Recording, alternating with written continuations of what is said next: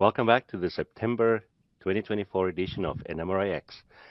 Our first presenter has enjoyed modeling specific prototype railroads and locations for 20 years, just a fraction of the time since becoming a model railroader in the early 1970s. His interests are focused on railroads, industry, and the urban environment of the mid-1920s. He's very thankful for the encouragement and inspiration from many hobbyists over the years. Please welcome world famous Eric Hansmann. Well, thank you. Thank you very much, Speed. It's great to be here to another fun-filled NMRAx video event. And today we will talk about weathering as layers. How many of you here weather your models? I know it's a silly question to ask because I can't see any hands, but that's how it goes. I'd like to start off describing what can happen out there in the elements to various prototypes. I'd like to start with some definitions. For instance, exactly what is weathering? I feel it's what we attempt to imitate with multiple layers of deposits, whether it's paint failure, paint fade, and more. And as we consider what can happen to prototype freight cars or structures, we must adjust our methods to imitate these multiple layers of deposits. And over the years, I've found there's one way that I go about this, and it's mainly because it's not a one-step process. Different layers require actions through the process, and that's what we're going to talk about.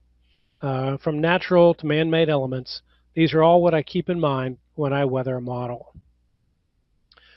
Tools and materials are varied, and they've been noted in many weathering features in the hobby press.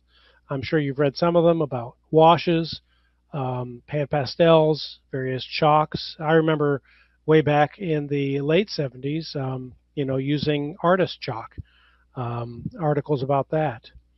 I like to start off using acrylic paint for my washes. Note the colors here. That's from on the left is parchment, and we have a gray, raw umber, burnt sienna, raw sienna.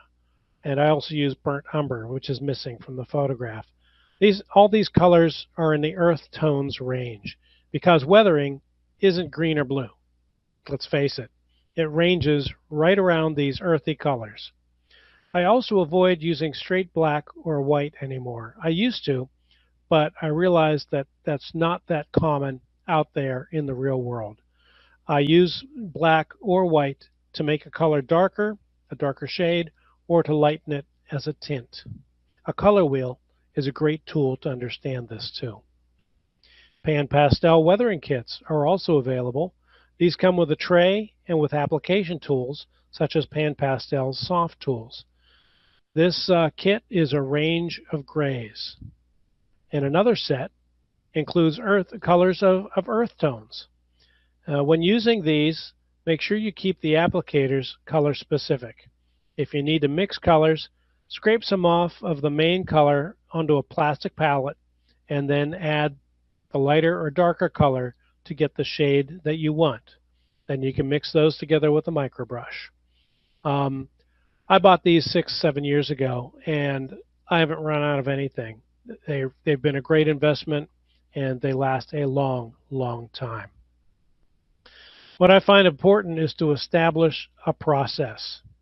Set up a good workspace so you can weather a few cars at a time. I prefer to weather two or three cars at a time. I don't like doing one at a time anymore because once I get going, I just want to do several. With acrylics, I use distilled water mixed with a drop of dish detergent to help the liquid flow. It's basically wet water, right? We want capillary action to flow well, so we reduce the tension in the water, similar to what we use for ballasting. Some people use alcohol, isopropyl alcohol.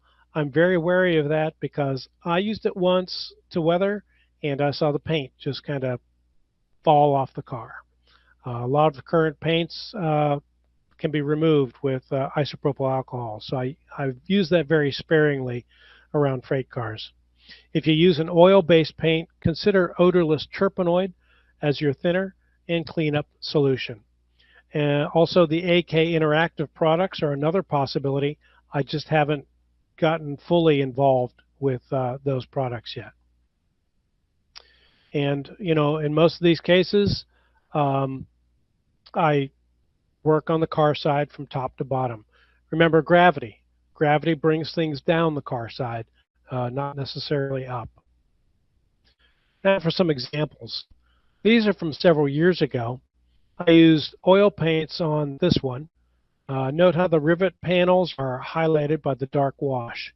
Let's see if I can make the pointer. There we go, laser pointer. The rivet panels here are darker. That's where dirt and grime would collect. Um,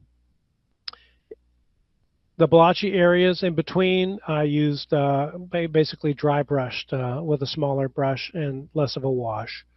Pan pastels, raw umber pan pastels I used in the corners, and a light gray color pencil was used to add chalk marks like this one here and a couple here. I also like adding scuff marks going up and down the ladder rungs too.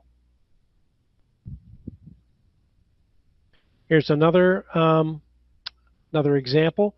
I actually applied 2 washes to this car, and this can be tricky. As I learned very quickly, the second wash can literally wash away most of your first application.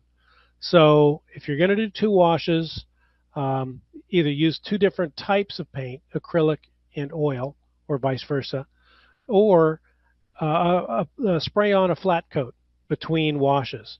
And after that flat coat dries, then you can add the second wash. I've been using Model Master Clear Flat Lacquer in a rattle can. I've basically come to that because dull coat, I ruined models with dull coat. The nozzle just wasn't working well for me. And now I need to find a replacement for Model Master since it's no longer manufactured. So the weathering here is mostly washes. We've got some pan pastel added. Again, the gray color pencil was used for chalk marks and the scuff marks above the ladder rungs. Don't forget to do the trucks too. I often paint these with a rattle can and then weather them as during the weathering process. I often add extra details to models, ready to run and kit built models. And one thing I found is that weathering is the great leveler. Here's an example with the ribside car, and I've added different grab irons, bracket grab irons here than what was with the kit. I also added a wire sill step on all the corners, and on the end there, a uncoupling lever. So this is basically how it looks after I've added the extra bits. I also changed the car number here. I brushed on some gloss and changed the number. And I also brushed here because I want to change some of the weigh data too. So this is after a wash has been applied and also some pan pastels. Compare here now where the touched up areas were compared to, ta-da, when it was first done. The weathering has basically blended everything right in. Pan pastels, I usually use a raw umber down below for dust. Also, you can see here how I've got a paint out and new decals applied for the weigh data.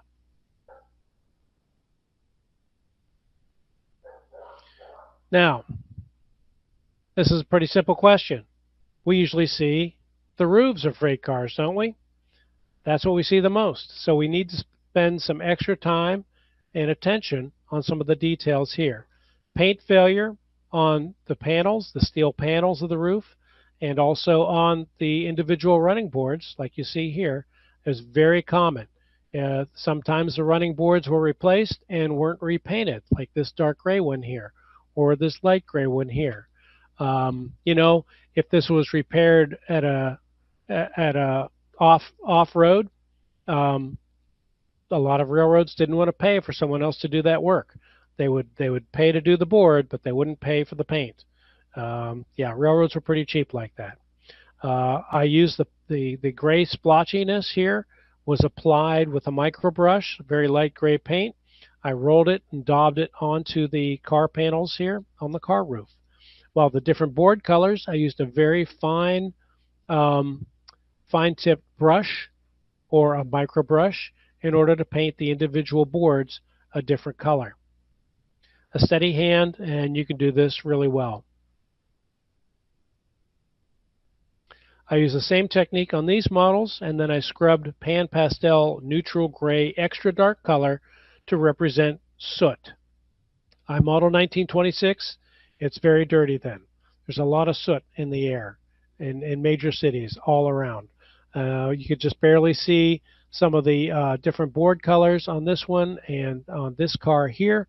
And of course, the splotchiness still comes through from the soot colors.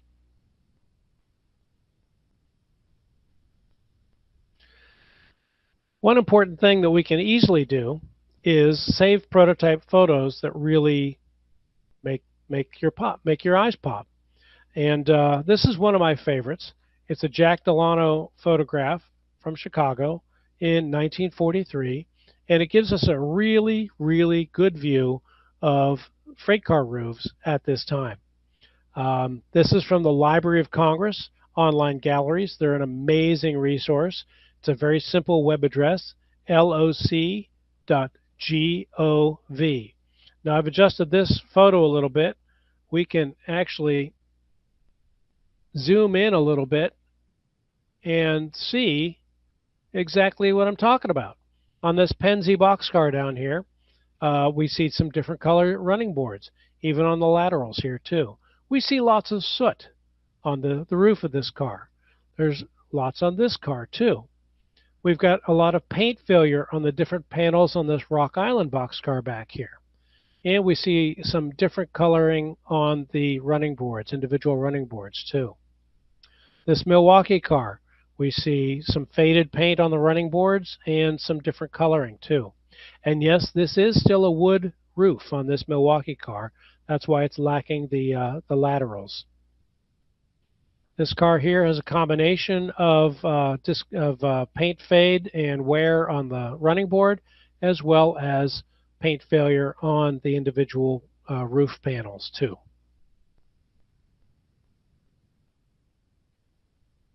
So there's a lot there in many of these photos that can inspire you. I've learned to pay attention to the nuances of time and place. 1926 is very different in many ways compared to the post-World War II years into the 60s and the 70s. This is another one of those great 1940s color images that you can download through the Library of Congress website to guide your weathering work. As a recommendation, always choose the largest size file to download.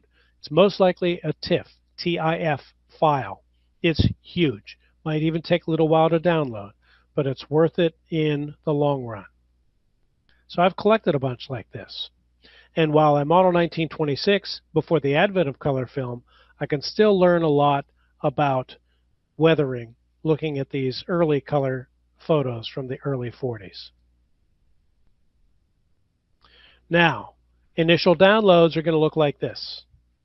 They're going to need some work in a graphics program to tweak them, to lighten the overall image. You got to adjust levels, exposure maybe, contrast and brightness. And that's what I did with this image. This is also a really good image to argue over the color, the real color, of boxcar red. There isn't just one shade of boxcar red here.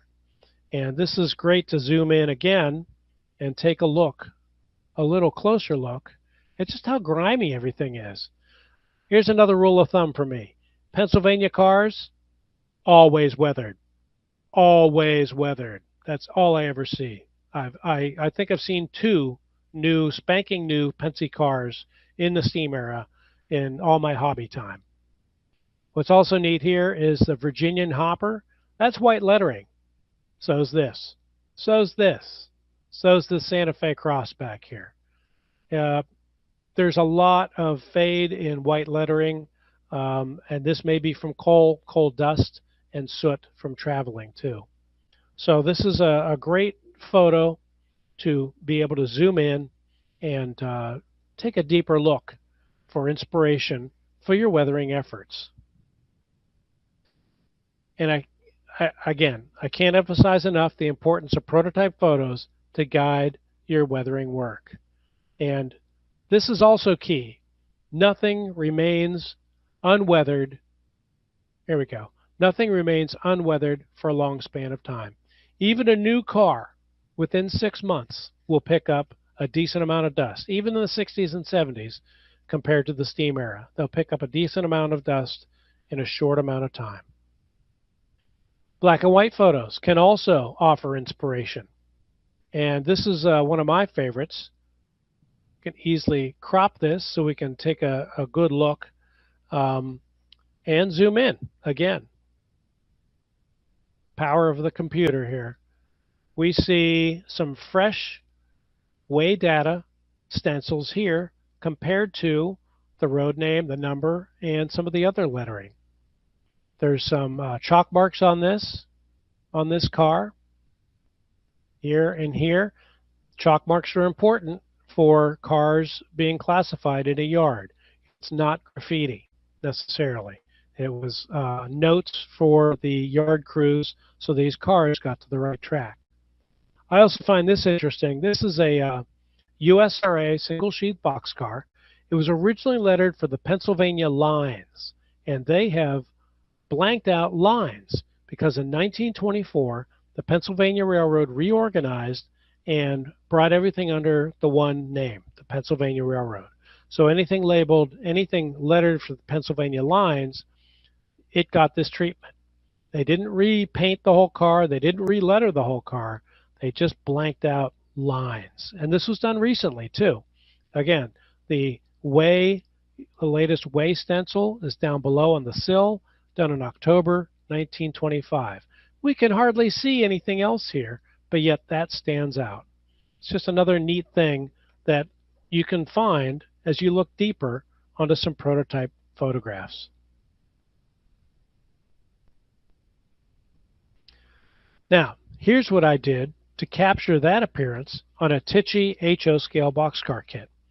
I applied Tamiya tape over some areas of the car so that after I weather the car, when I peel the tape off, it's fresh paint.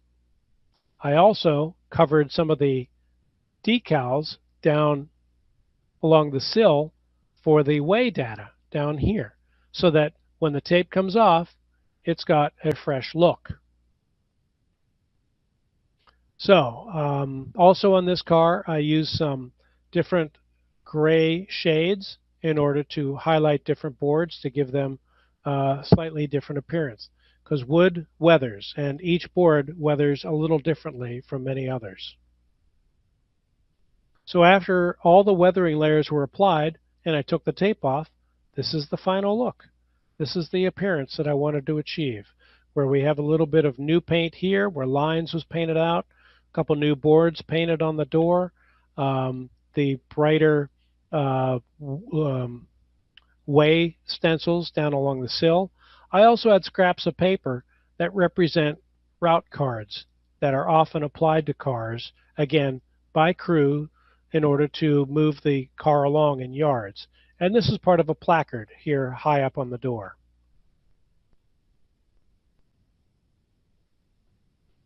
Moving along. This is the same model. It's a before and after shot. The top one is right after I have sprayed a gloss coat to seal the decals on the C&O automobile boxcar. Then what I do after the gloss coat is dry, I spray on a tinted flat coat. The flat coat's important as a first step in weathering, so it gives tooth for everything else to stay well. And I tint it a bit in order to cut the brightness of the white lettering and also to give the original paint more of a chalky, faded appearance. My next step is color pencils, some gray color pencils, some darker here, some lighter here and there, in order to give some variation to the wood sheathing. This car was built, I believe, in '23.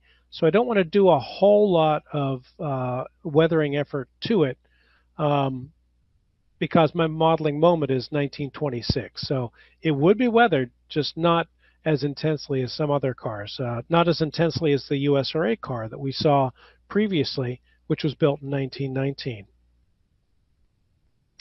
So moving right along, the car ends.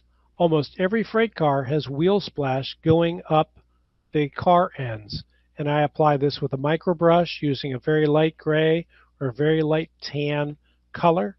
Remember, ballast has a bunch of dust in it, so it's going to kick up when it's dry, when it's wet, and leave deposits on the car ends. In this photo, I have applied burnt umber, no, not burnt umber, raw umber as dust along the sill of the car, and the my soot color along the roof and the top portion of the car. I I do my trucks too. A lot of cars in this era, the trucks were painted the same color as the car.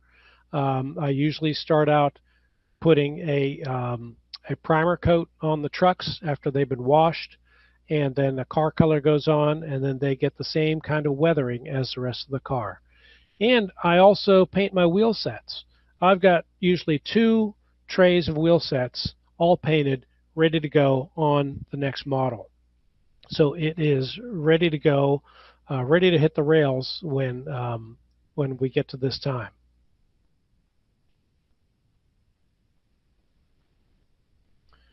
Now, I didn't take any photos when I worked on the C&O car roof. This is a different model, but here I am applying some splotches with a micro brush.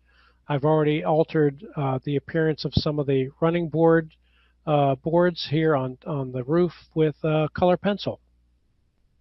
I use Prismacolor pencils. They have a range of warm and cool grays, and that's mainly what I use for a lot of this. Then I aggressively work the soot color into all the nooks and crannies on the roof. I try to tuck in underneath the running board a bit um, so that the soot is pretty even all the way across there. And notice the splotches, you can still see them through the soot on the roof.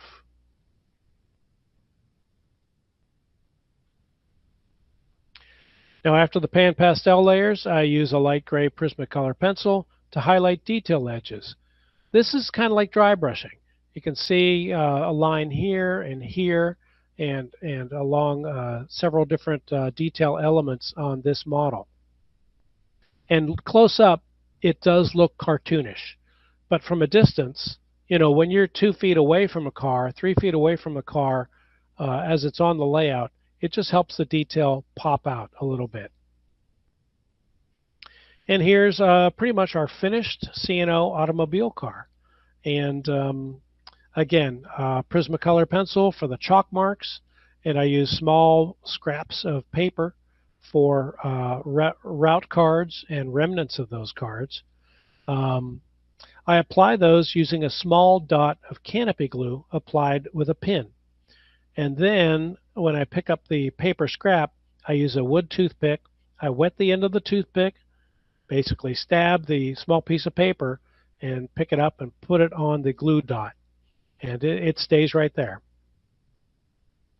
These remnants are typically found on both sides of the car and often in different places.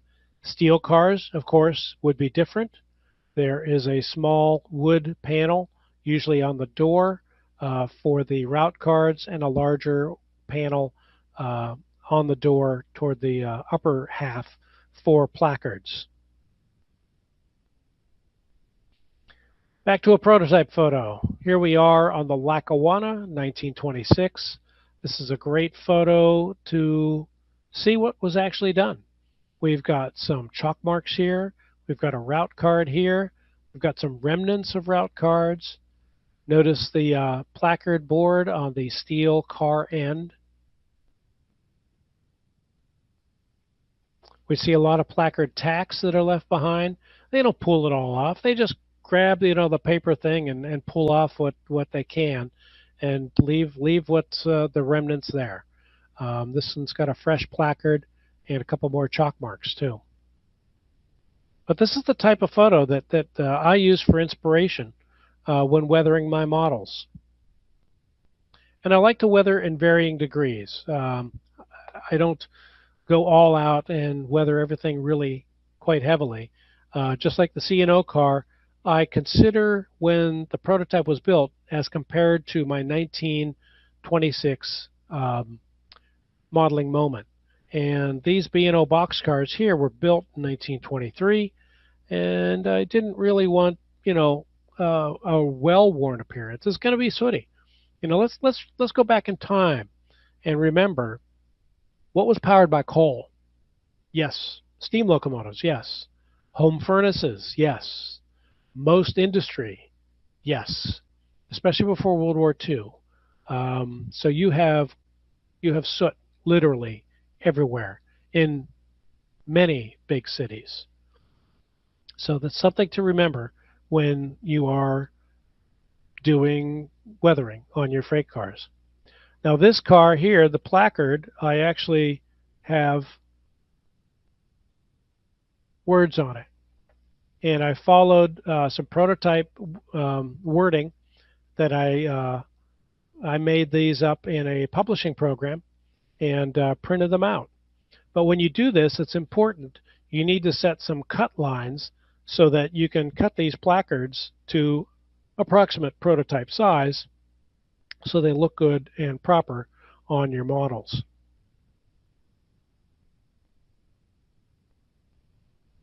You can fit quite a bit onto a regular sheet of paper. And I print onto a buff color sheet as well as newsprint. Try to stay away from white. Most likely it would weather anyway out in the elements. It was most likely a cover stock, not quite a chipboard that they used for a lot of these placards. Here's another model. This is Pennsylvania Railroad X-23 class boxcar. They built 7,000, more than 7,000 of these cars in the 1912 to 1915 span. And many were refreshed just before World War I, but they would still look weary by 1926. One thing I've noticed about these cars and the prototype photos is that the wood weathers differently from the steel. And that's what I tried to convey here, where the steel parts are a little darker than the wood elements. And I did this using a pin wash. And that's basically using a very fine tip brush, dipping it into your wash solution, which in this case, I think I used Vallejo per number wash, which is very thin, and then just touching the pinpoint of the tip of the brush to some of the metal elements and letting that liquid solution just flow along the metal. That's what I did here on the door and all these other elements. And it sounds like it takes a long time, but once you get going on this, you'll get a car side done just like that. It really, really goes quickly, and I really like how it looks in the long run. Here's the prototype photo, one of the prototype photos that inspired my work on that X-23. And notice the metal elements all look different from the wood sheathing. Also notice, let me zoom in a little bit here on this one. This has been freshly painted just in this square in order to re-stencil the road name, the car number, and the weigh data. Freshly re-stenciled on a paint out area. That's, this shows up more than you think. And it's very, very common in steel cars of the 60s and 70s where you see a paint out and fresh stencil. So it's something to pay attention to. You'll start seeing it more and more in prototype photos as you go through different collections. This also has a nice route tag right here above the right truck. Some nice chalk marks too. We see a few scuff marks going up on the sheathing behind the ladder. Look how rusty this door is. Again, the metal uh, paint of that period in the teens, they didn't realize that paint on metal and paint on wood should be kind of different formulations. So they just used the same paint for the whole car. And in many cases, the paint didn't stick well to the metal parts of the car. Paint formulations changed over time. That's another aspect to think about um, as we weather paint and weather our models. Oops, went backwards. Wrong key. Moving ahead. Gondolas and hoppers took more of a beating in general use. This is a Finero and Camerlengo resin kit, and on this one I added board lines on the interior pieces because they weren't there in the castings. I also dug through in a couple areas where the boards have worn away. I also scalloped the top edge using a wire wheel in a Dremel outside. Um, and remember, when you do this, don't do where the steel posts are, okay? Because that's the spot where the wood would not wear away as easily as it would between the side stakes. I also followed the prototype photo. It must have been the other side where I left off one of the stake stake brackets. Here's the prototype again. Stake bracket is missing here. These little things, these are fun to model. They really are. It just gives your model a little bit more character. And when you're following a photograph and you nail it at the end, it's a really good feeling. Really good. So yeah, just pay attention and follow the prototype. Let it be your guide. Interiors of cars need extra attention. These open top cars where you can see right down in them, you got to watch that. And the colors, it's not just one straight color. It's a variation of tone, a variation of color that what is what you want to represent here. Now the floors of these were separate castings, and I painted and weathered them separately from the overall car. And what's neat with a wood floor is that after you put a base coat on of gray or light tan for wood, I kind of set it on edge and then took my brush along this side and let gravity pull the wash down across the floor. Let that dry, and then I did the other side, until I was satisfied with how it looked. And then I used dirt from my backyard, real fine dirt, just got it on my fingertip, and just rubbed it down the center of the car here in order to give it a dirty, dusty look. Oftentimes you'll find some deposits of debris or dirt or coal in the corners of these gonds too. So just pay attention to this, take your time with it, and you'll wind up with a really, really good looking model. So in summary, it's important to establish some methods. Find your comfort level. Don't just do one model and call it quits. Don't. Do another. Do two at a time. Do a couple more in 3 or 4 days or in the next week. Don't wait 6 months to weather another model. You may have forgotten completely about your experience weathering what you did. So it's important to keep up that muscle memory with what you did, with the materials, how they acted, and your comfort level too. So keep that in mind. And weathering, again, is a constant out there in the real world. Work to make your models reflect the effects by working in layers, okay? Dirt is your friend. There's a lot you can do to weather a car to make it look like it's traveled a few thousand miles across the U.S. And most importantly, get motivated, do it. Get your hands dirty. You might mess up, but it's not the end of the world. Find some old Blue Box or AccuRail cars or Tyco or A&M, AHM, and I know you guys have a few of those. And play around with these, play around with color and media. Get to know how this stuff works. You're never too old to start learning new tricks. And these materials go a very long way for the investment. The more you do, the better off you are. Let's close things out with a few more examples here. Now, I added remnants on this car of a paper door seal.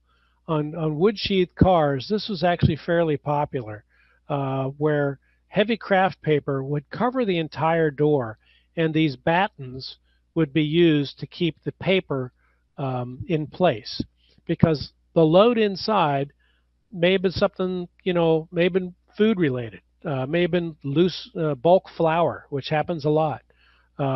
It may have been something that didn't need soot contaminating coming through the door, the cracks in the door, and contaminating things.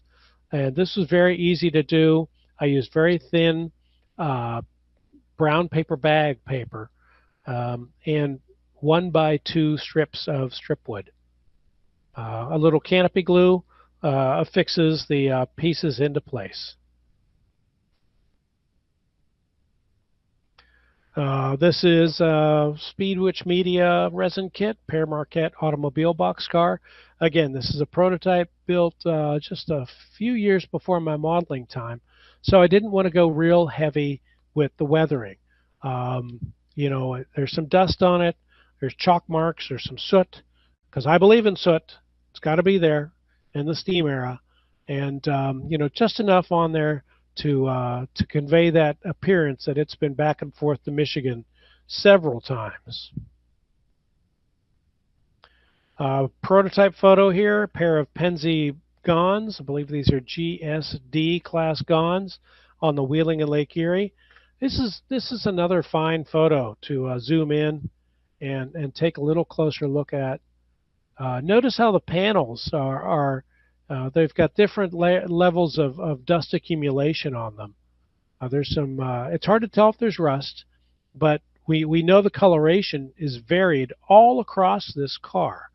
The light makes it look like the side stakes are deeper than they are.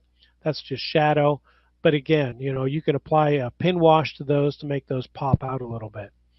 Above the left truck here, we also have a route tag, a route card affixed to the little placard board there.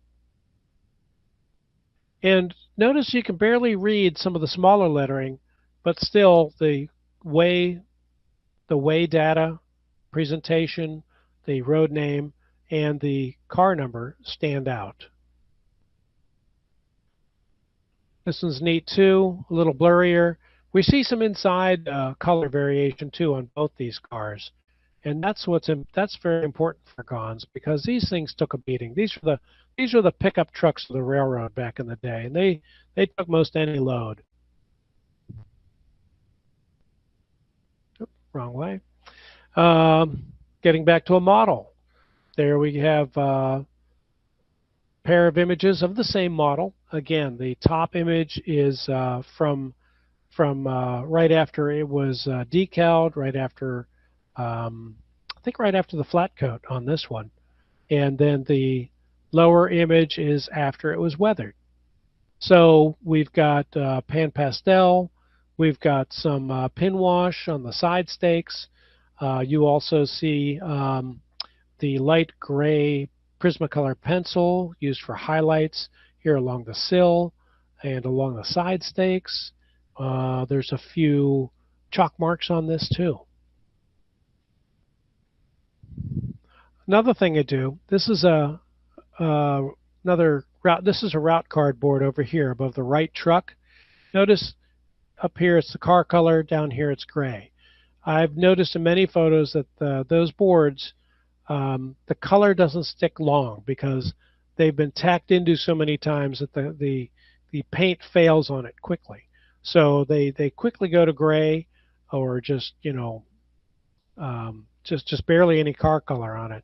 So that's another easy detail to do, whether you're dry brushing on a little gray onto the placard board or the route card board, or just painting it gray like I did here. Here's the gondola end. We've got dust and highlights and chalk marks here on the end. Yeah, chalk marks will show up on the car ends too.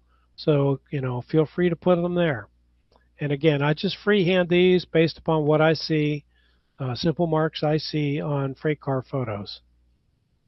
Again, we have wheel splash going up both sides. It's a little more difficult on the B end here because, we have so many other details, but if you're careful, it'll show up well.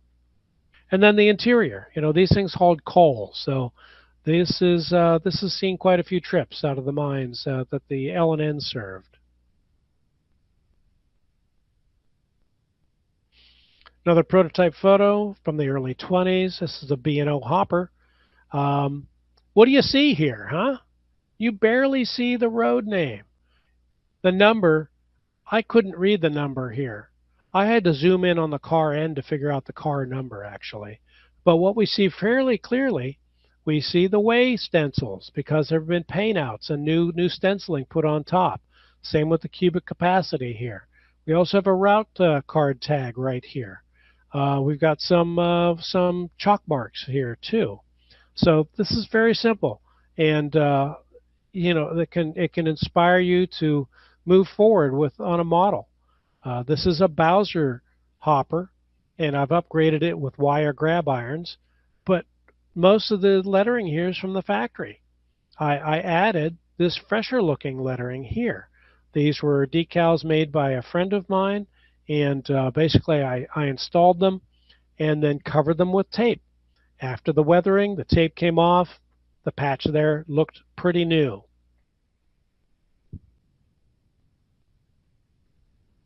Car interiors. Hopper interiors are a mix of rust and dirt and remains from recent loads. What I do is I start this by spraying a flat brown with a rattle can through a simple mask that I made with the cereal box side. I cut a rectangular area out of the cereal box that's a little smaller than the hopper opening here. Then I just hold it over the hopper and I spray it with the rattle can real quick to get a different color in there. Then I add pan pastels and I hit some of the highlights with the light gray color pencil too. Makes a big difference.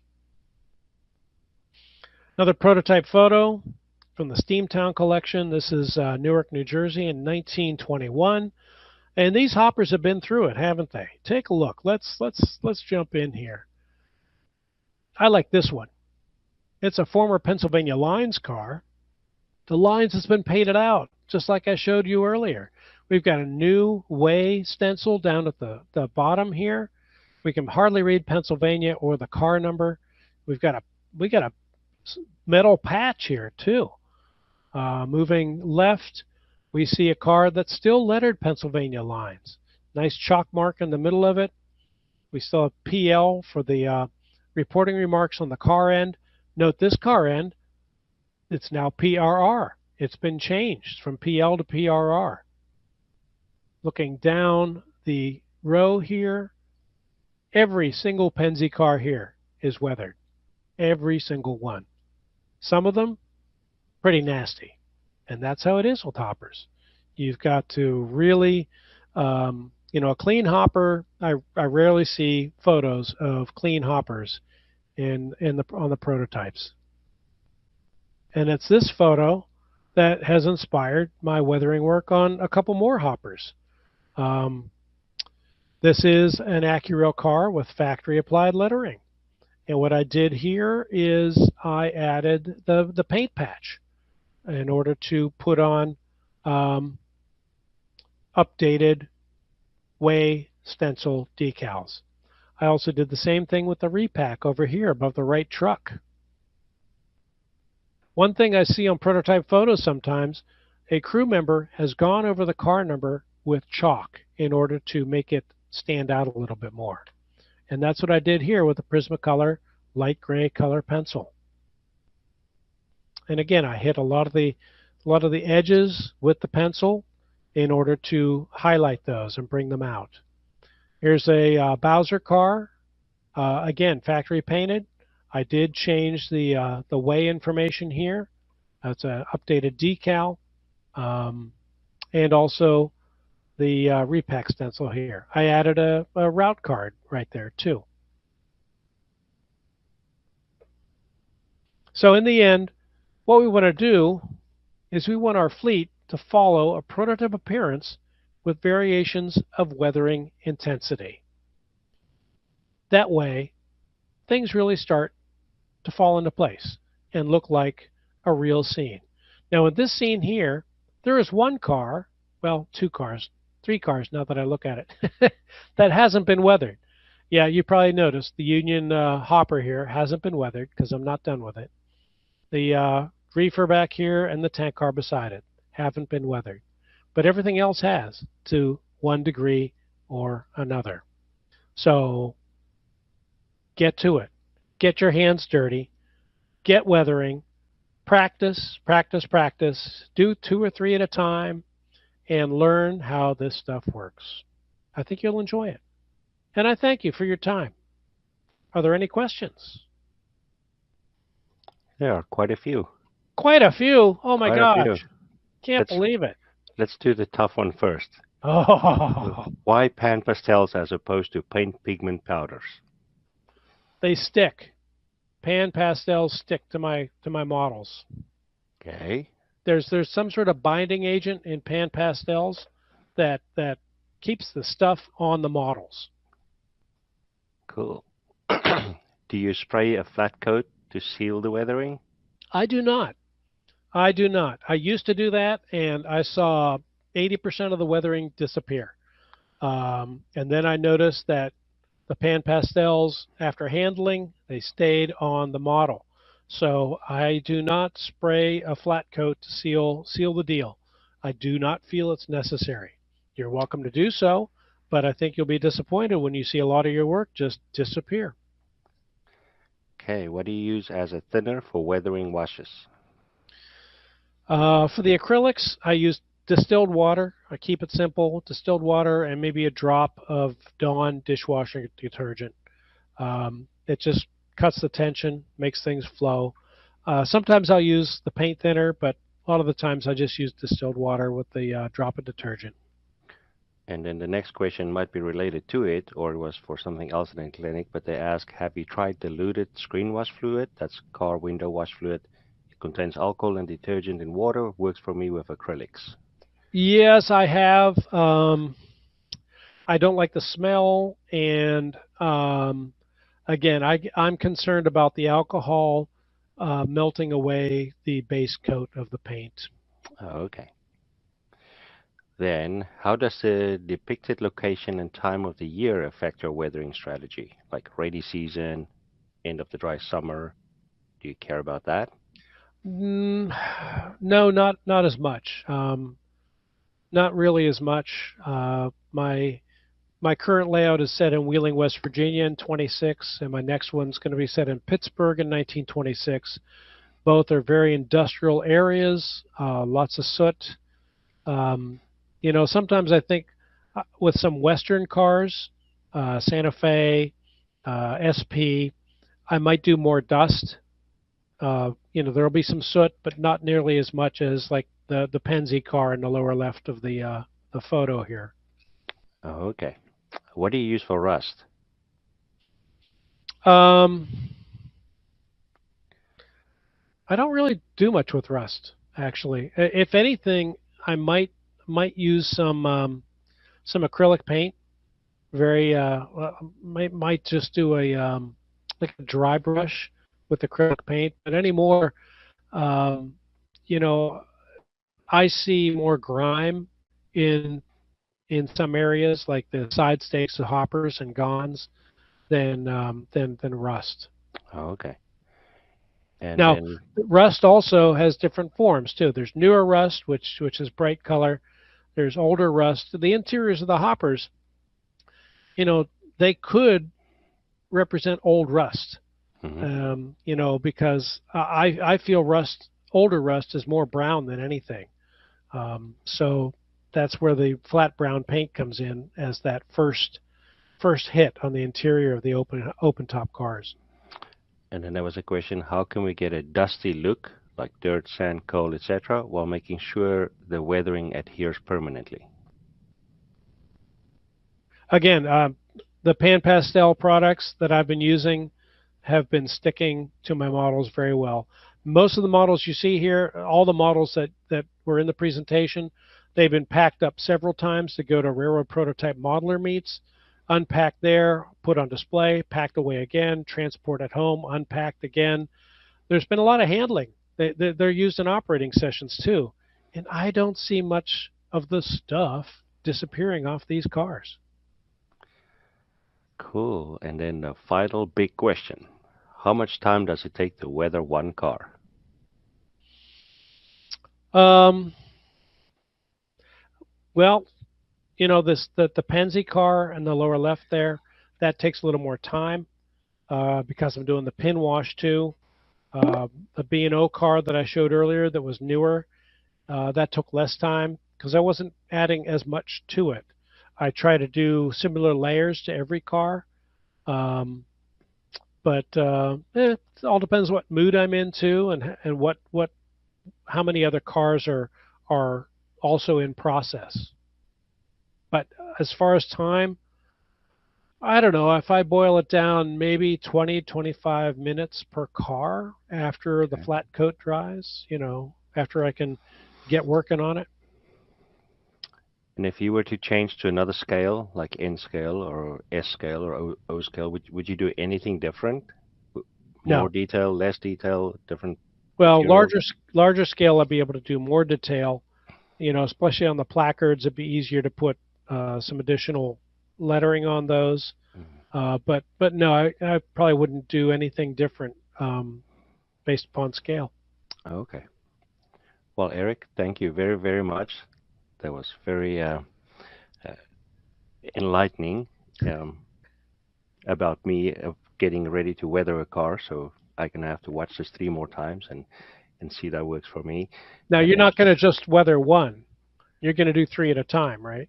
I only have one. You only have one car to weather? The others are all flat cars. You didn't weather any flat cars. Same as the decks for the gondolas. You could do that. You could do that. You need Well, dust along the sill of a flat car. I was going to try with one. I didn't know I had to try with three. But if you say Well, three, then we go three. break out some old Aurora N scale stuff and weather Okay, those. I will do. So, thank you very, very much, and we will see you next time. Thank you very much. Great to be here.